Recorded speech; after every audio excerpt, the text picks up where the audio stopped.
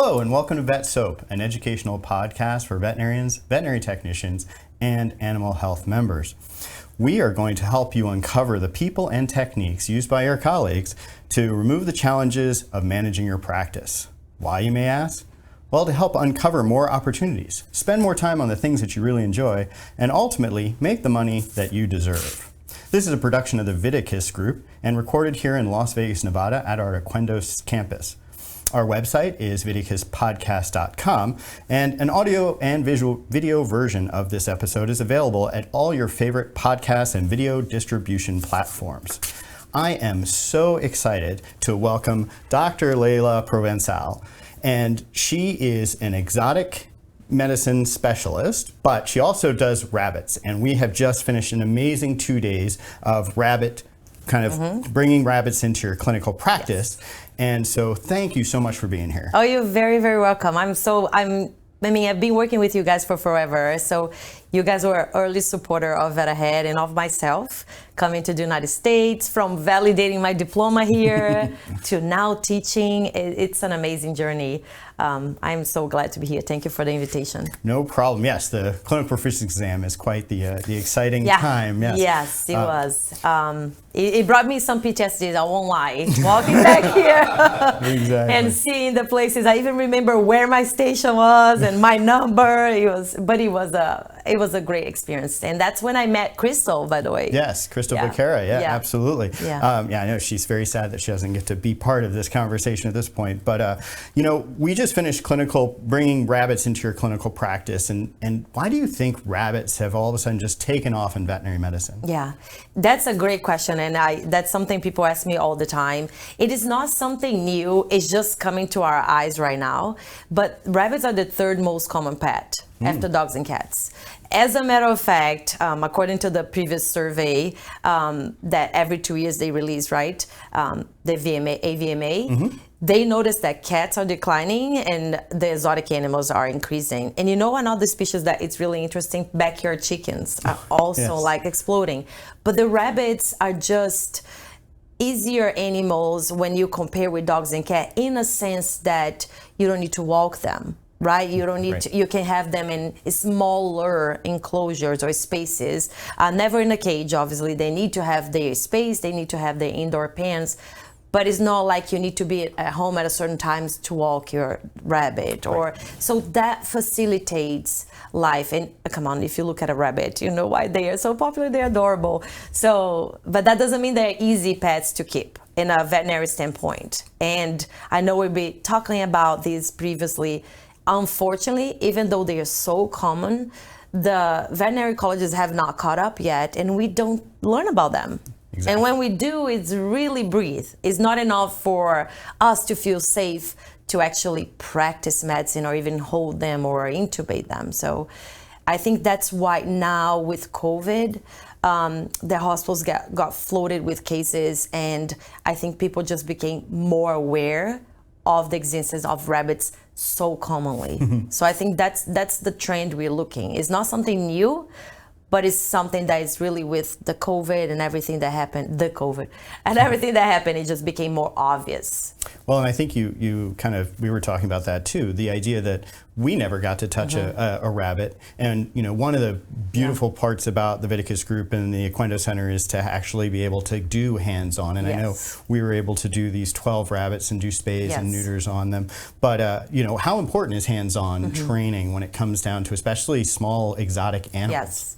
I want to say something because I don't want it to pass by as a normal thing. This is unheard of. What the VETAHEAD Group is doing now in partnership with VETAHEAD to actually have surgery and live rabbits 12 at a time, we are moving the needle. We are really helping our colleagues here because they get presented with these cases that they need to know what to do. And what we're doing and taking that leap of faith and investing the time on this and money, I want to commit the VETAHEAD Group for that. It's not something someone would undertake lightly, and you guys are always ahead of the curve. So that's first. And in vet school, I wish I had it.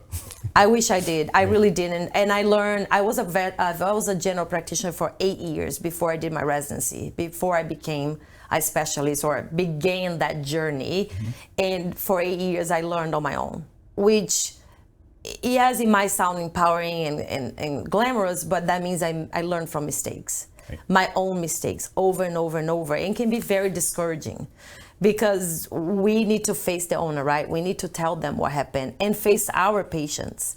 And I was telling to the attendees of the class yesterday how when I was actually privileged enough to have access to knowledge, how I start looking back and I remember every single case I did wrong. Right. And it's so crushing. Right. And I don't want people to go through that because they don't have to. So as a specialist, I can be in a fancy hospital doing specialty medicine, or I could give back to the community, in the case, our colleagues. So I remember what I went through. So I made a decision early on that I was going to spread knowledge no matter what. And a great way to do that online, but the hands-on is still very necessary. Yep. And I think what we learn is we can learn everything that can be learned online and save that precious time to do hands-on. Because you can see a video as many times as you want, and it's very instructional, and it helps a lot of people that don't have the privilege to travel, to come to the US, to have this opportunity. But hands-on makes a difference. Having someone showing you the steps of the way and where you can make mistakes, how to avoid them, it makes a huge difference. You are so right. I mean, it's so funny. Yeah, you remember all your mistakes, right? Yeah, and to have it all of them in such a safe environment Yeah. where you can actually, you're encouraged to make a mistake. It's better to do it now Yeah. than to when you have such expertise watching you. Yeah. So it's funny. So what was the biggest thing that surprised you when you were going through this course of what people like took away from this 2-day experience? Yeah. So you know what it is when they realize the medicine is no different than dog and cat. When they realize that the standard of care is the same. Sure. Somehow along the way, we normalize substandard medicine for zoomed pets or exotic animals. We normalize that giving sub-Q fluids and giving a dose of enrofloxacin, it will cure all the diseases. Right. We normalize that when these pets come to our hospital that we need to put them on oxygen cage, and that's about what we do. They have a heart. They can have heart disease. By giving fluids, if a rabbit is in congestive heart failure, which is quite common, then we're actually doing harm, right? We're supposed to be in the opposite, getting rid of fluids. But somehow, I don't know if you ever thought about this, somehow we forget about our medicine, right. And we think, oh, rabbits get this. Yep. No, rabbits can get anything, Yes. right? And they should be treated the same way. Right. So if you have a dog with ileus, for example, you don't just do oral medication. You place an IV catheter, you give IV fluids. If you have a GDV, like we can have in guinea pigs, it's surgical, it's no different. So when the attendees realize, oh, yeah, why am I not doing this and this and that? The most common one is like I tell them, rabbits do not die under anesthesia. Right. I'm gonna say something that is very polarized. Rabbits don't die under anesthesia. We kill them. Because we don't intubate them. And we expect that they're gonna last an hour, 2 hours without hypoventilating and without having the EtCO2 being high, without having the pressure going low. Gas is hypotensive. Right. We know that. Then we put a rabbit on their back, don't ventilate them, and expect them to make it. And when they don't make it, we go like, oh, rabbits die. They don't die. So when the attendants realize that, they go like, wait a second, that makes so much sense. Why am I not monitoring blood pressure like I do for dogs and cats? Why am I not placing an ECG? And they realize we don't need to reinvent the wheel. All I am suggesting people do is perform the same level of medicine they do for dogs and cats for rabbits. And then all goes smoothly. There are learning curves, obviously. The anatomy is different. Intubating a rabbit is not as easy as intubating a dog, but it's also not impossible. And it just takes someone to teach them. And then voila, they have an airway secured, and now we can keep a rabbit anesthetized for hours and hours and hours. And I think that's exactly the key. I mean, what was really nice was that's what they were doing. Yes. Like, everybody who doesn't intubate a rabbit, it's because, like you said, they don't know how. Yeah. And so they're just like, well, I'll just put a mask. Yes. And we'll just hope for the best. Yes. And it's like, well, it's not as hard as you think. Yeah. It's just not like a dog because of their commissures in the mouth being so small. Right. So you have to use a scope, like you were showing how you can end up kind of going down that path. Perfect. So it is exactly right. So, what do you think, aside from that kind of aspect of treating rabbits in veterinary medicine? You know, is it the infrastructure of the technicians and kind of in enabling them as well, or do you find that there's something that's an easy fix that we could end up kind of helping kind of advance, like you said, move the needle on this? I think it's culture. I say words have power. I say that to my kids, and that goes also for veterinary medicine. One of the things is treating them as something segregated. Like, that's why I don't like the name exotics. I don't think we ever talked about this. But when you say exotic, you already put them in a different category, right? So they are in a different place in the hospital. They are far away from the dogs and cats. Everything gets labeled exotics equipment-wise, so we don't even use that for dogs and cats. And to me, that's the problem right there.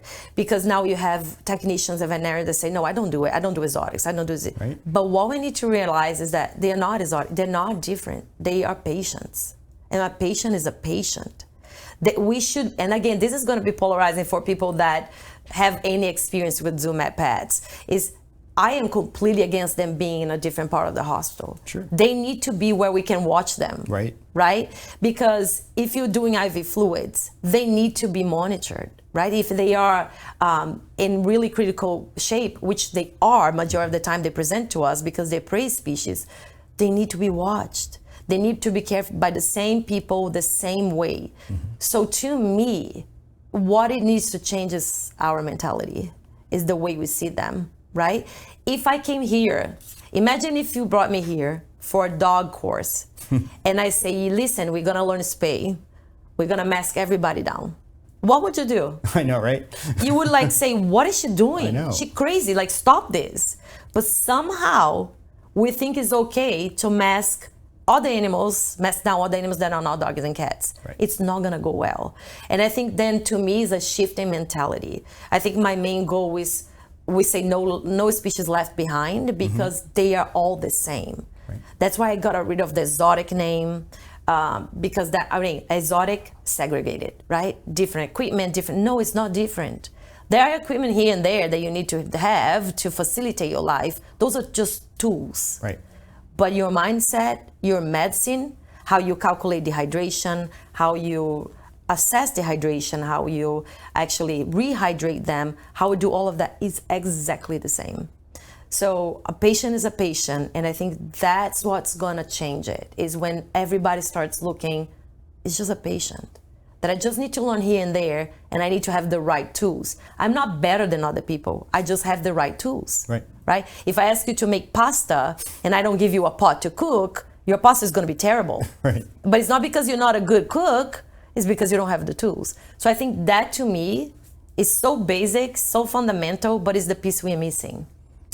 Yeah, I mean, I think that's exactly right. When you start kind of going down the path of, what do you think the fear comes from? Yeah. Like, why do you think everybody is just, I mean, maybe it's because we don't see it in vet school, right? But what would you say, if you kind of, as through your experience, that is the hesitation for people to see, not just, like you said, not just all these termed exotic pets, but... You know what I think the fear is, and I think it comes from people like me, specialists, because we can treat ourselves as unique and so special and keep doing our thing and telling all the general practitioners, if you do this, it's gonna die. If you touch it, it's gonna break the back. It's like, and put the fear of God on them, right? Rather than saying, you know what, come here, I'll teach you. Right. Like, from a collegial standpoint, right? Yes, I was privileged and I had access to it. I could stop my life for 3 years for a residency. How many people can do that? Right. I am the only South American to hold my title. I'm the only ACZM specialist in South America. Wow. I refuse to think I'm the only smart person in South America. Right? Is the access. This is where we need to recognize our privileges. And I am privileged. And so I think the fear comes from that, from people like me spreading that. Oh my God, it's so different. Oh my God, don't touch it, you're gonna break. Did you do that? I can't believe you did that. You gave this much? It's like, no, I've been on your shoes. I know what you're going through. This is how we're gonna fix it. So it's actually us as specialists educating other veterinarians, which is what internists do, which is what all other specialists do, right? They serve the community. Right. They teach back. Right? When you receive a referral, I don't remember your specialty. Radiology. I was going to say the exact same thing. Yeah. So when you receive a referral or you receive an image, do you say, can I curse on this podcast? No, probably not. It's always a good question. Just but like, what the heck? you don't say like not a very smart person did this. You go like, hey, have you considered this as a differential? Have you considered this as a next step? So you're so like welcoming to me that I want to keep using your services. And because I do that, I learn. Right? And who benefits from that? The pets and the owners. So I think that fear comes from the unknown. Obviously, we don't get taught, and that is what we're trying to fix, but also comes from that culture that gets being passed on. Oh, you're gonna break its back. Guys, you're not gonna break any bunny's back. It's not. It takes work to break a back. You have to work hard at it. Yes, and so it is not putting that fear on them, not being so judgmental. We came from like a judgmental point. Right. I can't believe you did that. I can't believe you gave this and this medications. Like, you know what? I've been there. I've done that. Right. I've done worse than that. Oh, I've done worse than that, for sure. So I know how you feel. I know that feeling on your stomach. Right. Let me help you. Right. It doesn't need to be that hard. So I think that's where it comes from. I agree, and it's funny because that's what I was going to say as a radiologist. I mean, it is such a team approach, right? Because the other thing is there's just not a lot published, and so it is a lot of experience. Yeah. And so so I have so many of my colleagues that are like, I am not going to look at a rabbit, and you're like, why not? Why don't have a conversation with people and try to figure out more and become better? Yes. Because the more we learn, the better we can do. But what I love about it is that with more cases, we're learning more, right? Because I mean, when you have one or two cases, it just doesn't work. But when you all of a sudden start having cohorts, and then people start talking, and that's why it's so important to kind of have people like you who are spreading that word, both with VETAHEAD, and then also I hear that you're coming out with another site for people. So tell us about your pet parent site. And it's funny, and I don't even know if I told this to Crystal as well, but it was one of the times I came to lecture here. Okay. The rabbit medicine course. And one of the attendees came to me at the end and said, Dr. Proença, you're so inspirational. I was about to give up. I can't find anything. I can't find any information. And when I do, I get judged. And I was about to give up. And by listening you speak, I want to do this again. And I was like, oh my God, this is great that I impacted this person's life, but there are so many like this person out there, and how can I make a difference? My colleagues and I, and that's when VETAHEAD was born, actually, which is, VETAHEAD is an online company that we teach zoo medicine, which is for pets, zoological medicine pets, which will be the exotic pets, right? Right. So that's all we do. And at that time, it was like the best way is going to be the internet, because I can be anywhere, everywhere, right? And the internet can do that. And once we did that, and you guys supported us from the beginning, and it was so successful, and we have such an amazing feedback from vets everywhere saying, thank you. They send us pictures. Look at the rabbit I intubated. Nice. Look at the IV catheter I placed, But then we start receiving things from owners reaching out to us and saying, I don't have a veterinarian in my area. How can I learn more about these? And they learn from the internet, which is great, but it can also be a curse sometimes. And then we were like, you know what? We also need to educate them. And then we came with the concept of VETAHEAD, which now we're about to launch. And thank you for bringing that up. So that's education from a specialist's mouth to the owner. Right. So the owner will really learn from a specialist what they should be doing, how to do, and more importantly, what to expect when they take that pet to the vet. Yes. So we're also trying to cover that bridge, so they don't feel like the vet is like telling them things that don't need to be done, like X-rays, blood work. So we educate them, like the only way I can know what's wrong is if I take an X-ray or take blood, so trying to prepare the owner for what to expect when they go to the vet.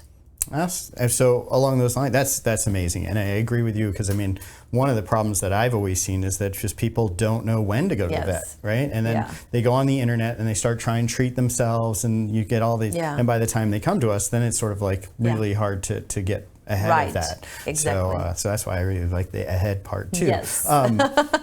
So along those lines, is there one tip that you could share to pet owners that are thinking about, okay, I have a rabbit or guinea pig, as you said. I mean, there's so many of these small, forgive the word exotic, but just pets. That's right, Yeah. pocket pets. Yeah. Is there one sort of thing that you would tell them that they could kind of help just get into that idea of rabbits? I would say two things. One is that If someone sells you or you adopt a pet and they tell you that pet will never get sick, yeah, right. Don't trust that. There's no pet on earth that's not going to get sick, that's not going to need veterinary care, and it's going to be cheap, because those things come with costs.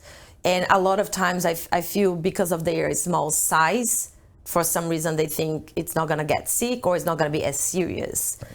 And a rabbit with dental disease can easily cost a few $1,000s. Right. Each time. So I would say, first of all, don't have the false impression that this is going to be a road without costs. Yep. Be prepared for them.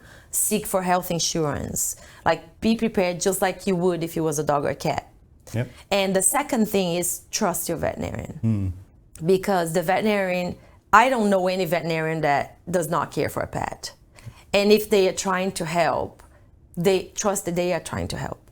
And they will need, like, I also think that they believe that, owners will believe that we will look at something, and just because they have that clinical sign, we will know exactly what's going on.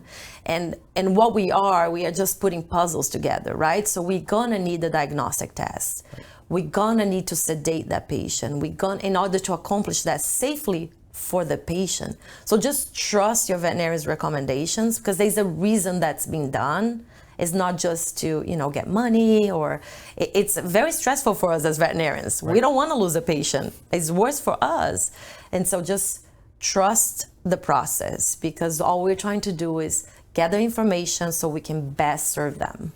And I think that's the funniest thing, because there's no such thing as a free pet. Nope. And I mean, especially rabbits, because it's like, hey, I got a couple rabbits, let's give you one. Yes. And then they just don't realize that there are going to be things that you do. Well, this has been amazing, and I really do appreciate all your time. So how can our viewers get in touch with you if they wanted to learn more? Yes, thank you for that. First, thank you for the opportunity. It's amazing. I'm very passionate about it, as you can notice, and I really love to spread the word.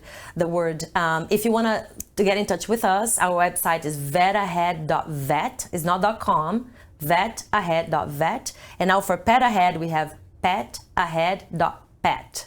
Also in social media, yes, we try to do that trick. Also in social media, we are at _VETAHEAD.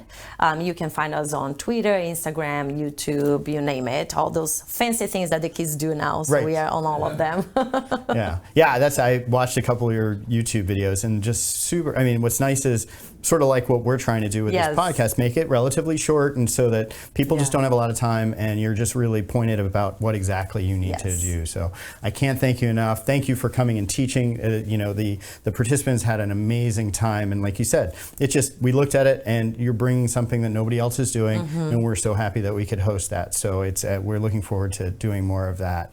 And for you, thank you so much for joining us. If you have questions, comments, suggestions, remember, you can always contact us at VetSOAP at VeticiusPodcast.com. That's VetSOAP at VeticiusPodcast.com. Yes, we do actually open the emails and we read them, and we really are using it to try to help figure out who we'd like to hear from or what we could actually accomplish.